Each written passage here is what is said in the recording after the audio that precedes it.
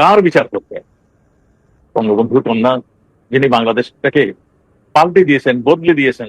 পার capital income যেখানে $700 ছিল, সেখান থেকে 3,000-এর কাছাকাছি নিয়ে গিয়েছেন, যিনি বদলে দিয়েছেন বাংলাদেশকে, তার বিচার করবো? আরো একটু যদি কেউ পিছনে ফিরে চান, এই কারা এরা বিচার করবো?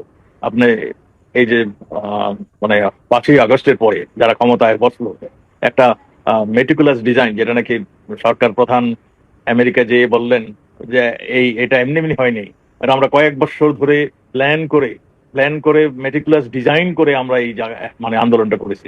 আপনারা দেখেছেন, এই আন্দোলনের প্রথম ছিল ছাত্ররা তাদের কোটা বিরোধী আন্দোলন শুরু করেছিল।